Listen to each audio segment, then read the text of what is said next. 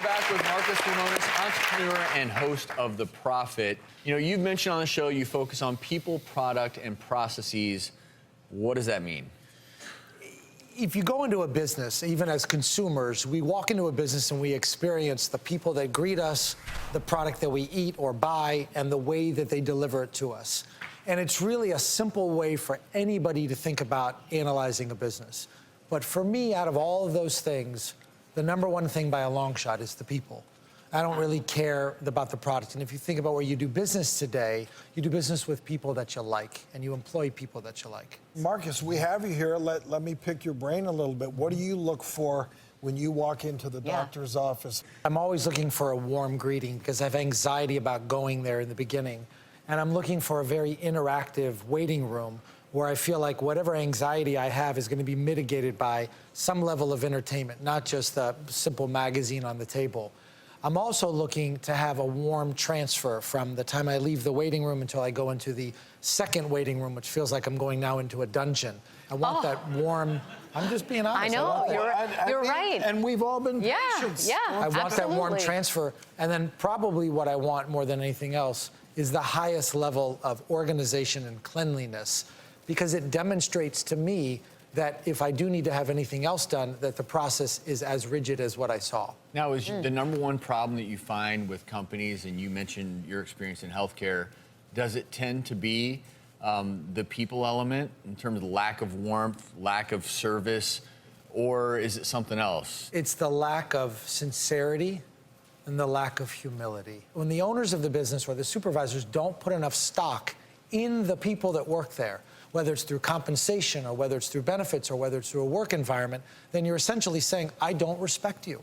I don't respect you because I didn't respect enough to build an environment that's safe. We spend more time at work than we do with our families. So what kind of advice would you give if you're a boss? How important is it that they empower their staff and their employees even at the lowest level? I mean, and what tips would you give if you're a boss or a supervisor to make sure that your whole staff is feeling positive about what they're doing? Empowerment, it's an overused word, because to tell somebody you're in charge is one thing. To give them the tools and the training and the resources and the education to be successful is probably more important than anything else. The human psyche in business is all driven by opportunity and success. And I don't mean money. But if you are a new employee at a new company, you want to go to work there and you want to know what the opportunity is for you to grow. And when you drive home at night, you're hopefully not sobbing, and you're enthusiastic about what you contributed to the team. And when you're driving into work the next day, you're enthusiastic about what opportunity is going to be created for you. That's how people think. I'm struck by your sincerity and humility, two key terms you used for successful business and leader. And I can't help but think that some of that may be due to your own humble beginnings and some of the experiences and hardships you went through. Yeah. Tell us about that. You know, I couldn't be more blessed. I was born in Beirut, Lebanon. I lived in an orphanage, and I was adopted by an American-Lebanese family. They brought me to Miami, Florida. Wonderful parents. I'm an only child. You may have picked up on that. And I had a really rough childhood. I mean, I was very overweight. Both my parents worked, like a lot of parents do, in two-income household. Spent a lot of time eating snacks that I shouldn't have been eating, not exercising properly, and became very introspective and depressed. Thought about suicide a few times because I didn't really see the brighter side of things.